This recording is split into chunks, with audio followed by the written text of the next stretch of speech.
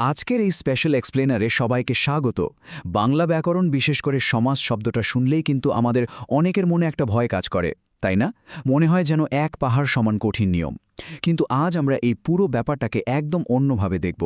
কোনো একঘেয়ে রুলস বা মুখস্থবিদ্যা নয়, বরং সমাসকে আমরা দেখব একটা দারুণ ইন্টারেস্টিং পাজল বা ধাঁধা হিসেবে। জাস্ট ভাবুন, এটা ভাষার এক চমৎকার গাণিতিক খেলা যা শুধু একটু ডিকোড করার অপেক্ষায় আছে। এখন প্রশ্ন হল, সমাসকে এত কঠিন বা বোরিং মনে হয় কেন? আসলে আমাদের চারপাশে একটা মিথ খুব প্রচলিত আছে যে সমাস শিখতে হলে বোধহয় পাতার পর পাতা অন্ধের মতো মুখস্থ করতে হয়। ঘন্টার পর ঘন্টা সময় নষ্ট করে শব্দগুলো ব্রেনে গেঁথে রাখার ওই যে যন্ত্রণাদায়ক প্রসেস, মূলত সেটার কারণেই সমাস শুনলে একটা ভীতি কাজ করে। কিন্তু সত্যিটা কি তাই? একদমই না। আচ্ছা, চলুন তাহলে এই ভুল ধারণাটা আজ পুরোপুরি বদলে দেওয়া যাক। সত্যি বলতে কি, সমাস মোটেও রকেট সায়েন্স নয়। এটা স্রেফ ৬টি ধাপে সাজানো একটা সিক্রেট কোড। হ্যাঁ, ঠিকই শুনেছেন, একটা সিক্রেট কোড যা একবার ক্র্যাক করতে পারলেই পুরো ব্যাকগ্রাউন্ডটা ম্যাজিকের মতো হাতের মুঠোয় চলে আসবে। আমাদের আজকের আলোচনার রোডম্যাপটা একটু দেখে নেওয়া যাক। প্রথমে আমরা সমাস ডিকোড করার নিয়ম জানব, এরপর সমান অংশীদার দ্বন্দ্ব, তারপর পরপদের আধিপত্য, এরপর গল্পের নতুন মোড়, বহুব্রীহি, পাঁচের সংখ্যা ও উপসর্গের খেলা, এবং শেষে কিছু স্পেশাল ব্যতিক্রম। এই লজিক্যাল স্টেপগুলো আমাদের মস্তিষ্ককে খুব দ্রুত এই কোডগুলো বুঝতে সাহায্য করবে। ১ নম্বর সেকশন, সমাস ডিকোডিং, গোপন চাবি। এই ডিকোডিং মেশিন শুরু করার জন্য দরকার মাত্র 3টে সিম্পল ধাপ। প্রথমত, সমাসের পদগুলোকে আলাদা করে আইডেন্টিফাই করা। দ্বিতীয়ত, কোন শব্দটার পাওয়ার বেশি বা কে ডমিনেন্ট সেটা খুঁজে বের করা।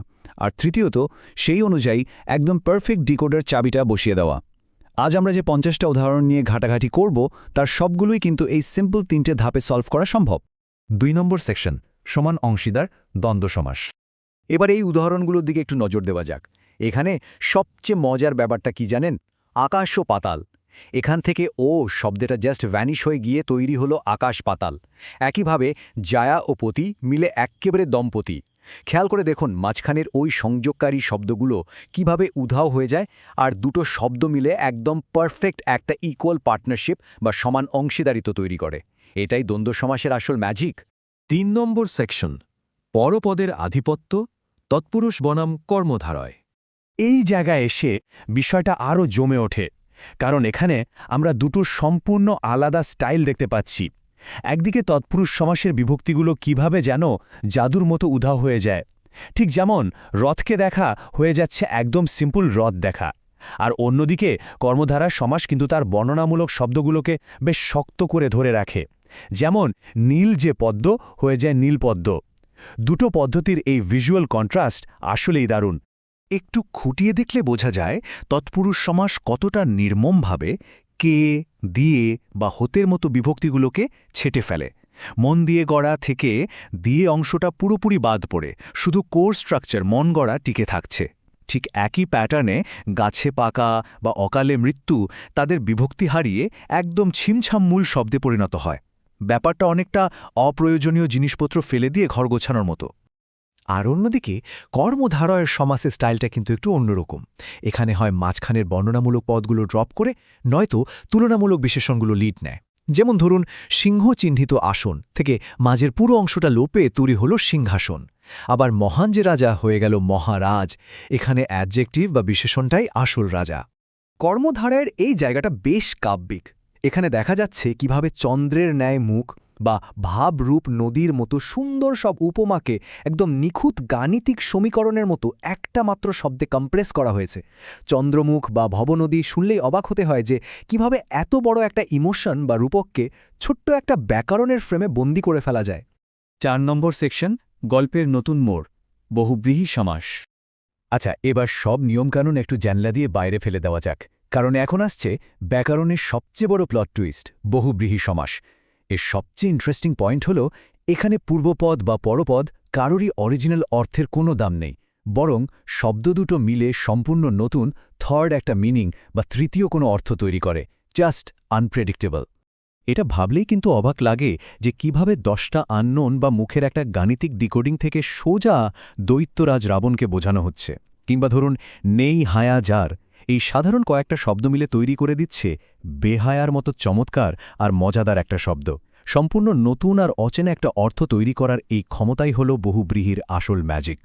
শুধু তাই নয়, গায়ে হলুদের মতো কালচারাল একটা উৎসব কিংবা ধরুন হাতাহাতির মতো চরম বিশৃঙ্খল একটা মারামারি, এগুলোকেও যখন একটা রিজিড গ্রামার ফর্মুলায় ফেলা হয় তখন পুরো ব্যাপারটা বেশ মজার হয়ে দাঁড়ায়। গায়ে হলুদ দেওয়া হয় যে অনুষ্ঠানে, সেটিই গায়ে হলুদ। এখানে কিন্তু গা বা হলুদ বড় কথা নয়, বড় কথা হলো পুরো অনুষ্ঠানটা। 5 নম্বর সেকশন, সংখ্যা ও উপসর্গ, দ্বিগু ও অব্যয়ীভাব। এতক্ষণ যা দেখলাম তার মধ্যে এই দ্বিগু সমাস চেনাটা বোধহয় দুনিয়ার সবচেয়ে সহজ কাজ। এই কোডটা স্পট করা খুব ইজি, কারণ এর শুরুতেই সবসময় একটা সংখ্যা থাকবে আর শেষে থাকবে কোনো কিছুর সমাহার বা কালেকশন। ওই যে 4 রাস্তার সমাহার মিলে তৈরি হয় চৌরাস্তা, বা শত অব্দের সমাহার থেকে শতাব্দী। একদম কাট টু কাট গাণিতিক হিসাব, কোনো জটিলতা নেই। আর এর ঠিক পাশেই আছে অব্যয়ীভাব সমাস, যা পুরোপুরি কন্ট্রোল করে শুরুতে বসে থাকা পাওয়ারফুল উপসর্গগুলো। এই উপসর্গগুলোই বলে দেয় যে এখানে কোনো কিছুর অভাব হচ্ছে, নাকি সাদৃশ্য আছে, নাকি একটা লিমিট বোঝানো হচ্ছে। যেমন ভাতের অভাব থেকে হয়ে গেল হাভাতে, আর কুলের সমীপে থেকে উপকূল। শব্দের শুরুর ছোট্ট একটা অংশ কিভাবে পুরো শব্দের ভাগ্য বা ডেস্টিনি বদলে দেয়, এটা তার একটা ব্রিলিয়েন্ট উদাহরণ। 6 নম্বর সেকশন, বিরল ব্যতিক্রম, প্রাদি ও নিত্য সমাস। যে কোনো দারুণ কোডেরই কিছু না কিছু ব্যতিক্রম বা অ্যানামালি থাকে। প্রাদি এবং নিত্য সমাসের এই উদাহরণগুলো হলো সেই স্পেশাল আউটলায়ার। এগুলো ঠিক ওই মূল 6টা রাস্তার রেগুলার নিয়ম মেনে চলে না। অন্য দেশ থেকে দেশান্তর বা প্রজে ভাত থেকে প্রভাত, এই শব্দগুলো একটু অন্য ধাঁচের হলেও পুরো সমাজ সিস্টেমটাকে হ্যাক করতে চাইলে এই এক্সেপশনগুলো জানা কিন্তু একেবারে মাস্ট। তো এই হলো আমাদের 6টি সিম্পল চিট কোড। একবার ভেবে দেখুন, এই 50টা উদাহরণ ডিকোড করার পর কিন্তু পরিষ্কার বোঝা যাচ্ছে যে সমাস আসলে ভয়ের কিছু না।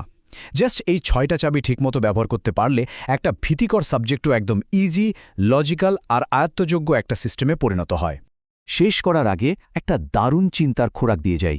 ভাষা হলো একটা সিক্রেট কোড, যা আমরা প্রতিদিন প্রতি মুহূর্তে ব্যবহার করছি।